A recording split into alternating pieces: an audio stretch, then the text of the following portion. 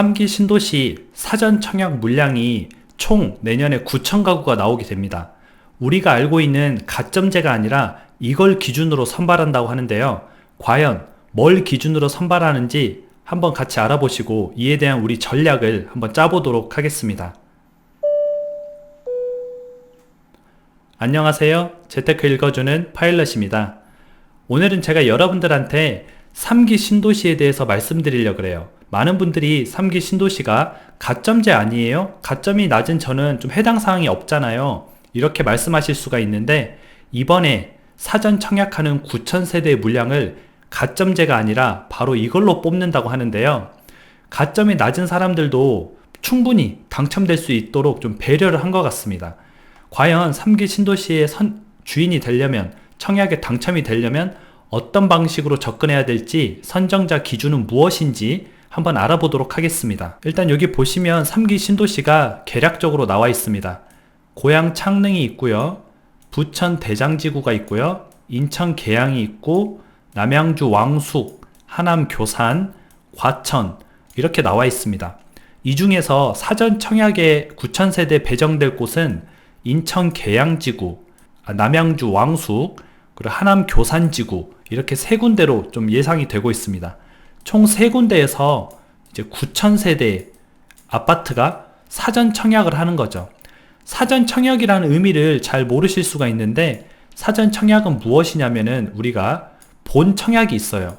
이렇게 본 청약을 들어가기 전에 미리 좀 선선발을 하는 겁니다. 기간을 당겨서 여기서 선선발을 해놓고 나머지를 이제 본 청약에서 뽑는 거죠.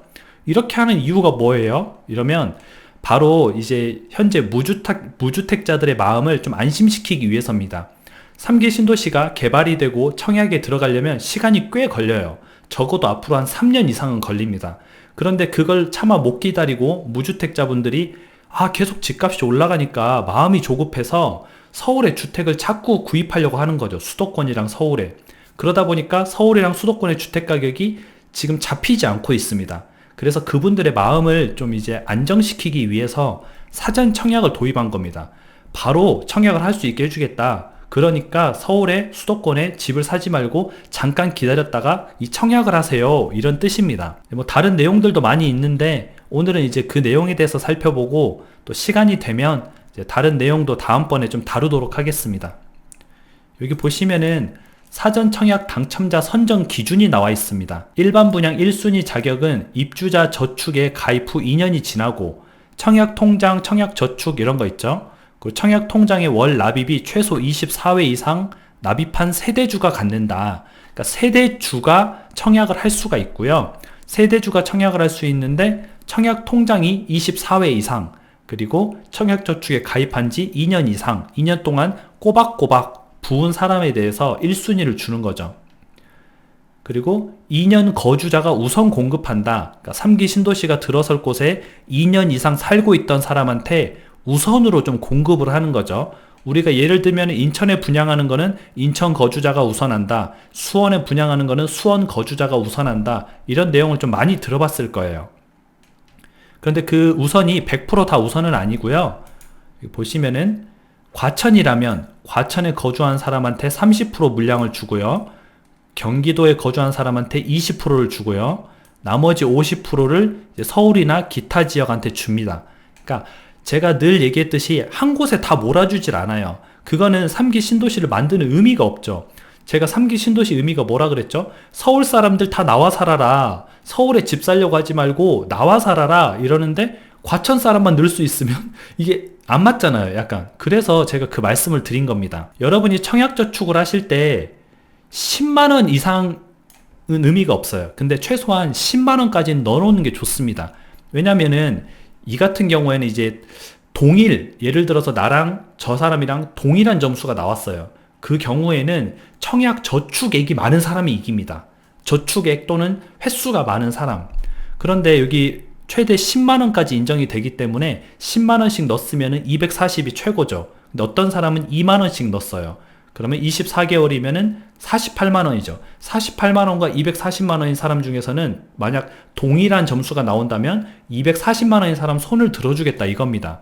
그렇기 때문에 최대 납입금액 인정인 월 10만원까지 차곡차곡 넣어주시는 게 좋고요. 세대원 모두 무주택이어야 합니다. 월 평균 소득은 100% 이하여야 하고요. 그러니까 평균적으로 1인 가구가 얼마, 2인 가구가 얼마, 3인 가구가 얼마 정해져 있어요. 평균 소득이. 그 소득보다 같거나 낮아야 되고요. 주택을 소유하고 있지 않아야 사전 청약에 당첨이 되실 수가 있습니다. 도시 근로자 가구당 월 평균 소득 3인 가구 기준으로는 555만원 이하여야 되고요. 물론 2인이면 더 작아지고 4인이면 저 금액이 더 높아지겠죠. 월 소득이 555만원 이하여야 되고 자동차 가액이 2,764만원 이하. 그러니까 근데 저 가액은 우리가 실제 뭐 3천만원짜리 차를 가지고 있다고 하더라도 가액을 따져보면은 뭐 한 1,800만원, 2천만원이 채 안 됩니다. 그렇기 때문에 가액을 한번 계산을 해봐야 되고요.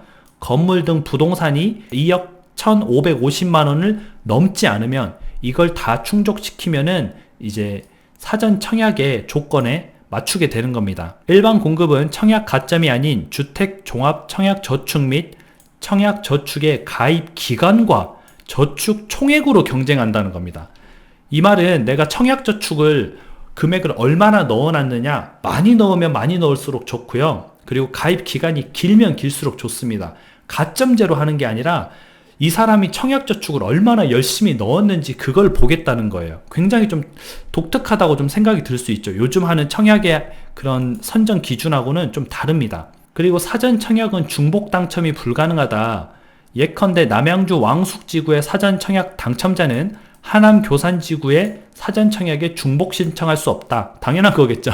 한 군데 됐으면 나머지 한 군데 3기 신도시는 안 되게 해야지 다른 사람이 또 누군가가 혜택을 동등하게 보기 때문에 이렇게 오늘은 이제 3기 신도시의 그 사전 청약 물량에 대해서 한번 알아봤는데요. 이게 굉장히 좀 어떻게 보면은 좋은 소식이기도 해요. 첫 번째, 아까 말씀드렸던 대로 가점제가 아니라 이제 누구나 좀 청약 저축 기간에 따라서 금액에 따라서 당첨이 되실 수가 있고요. 그리고 두 번째로는 전부 그 지역 사람들을 위한 게 아니라 30%는 해당 지역에 배당을 하고요. 20%는 경기도에 배당을 하고요. 나머지 50%는 기타 지역으로 배당을 합니다. 그렇기 때문에 좀 기타 지역에 있는 사람들, 그곳에 살고 있지 않은 사람들도 한번 기회를 좀 노려볼 수 있을 것 같아요. 이런 부분을 잘 고려해 보시고 3기 신도시 사전 청약에도 꾸준한 관심과 공부를 하다 보면은 분명히 본인한테 좋은 기회가 올 거라고 생각을 합니다. 9,000개 중에 내 집 한 개가 없을 수가 없거든요. 혹시 저게 안 된다고 하더라도 11만 5천 가구가 뒤에 또 대기하고 있습니다.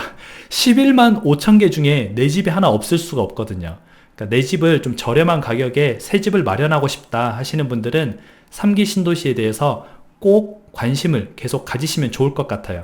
저도 자료가 업데이트 되는 대로 계속 여러분들한테 알려드리도록 하겠습니다. 오늘은 또 여기까지 하고요. 다음에 다시 만나요.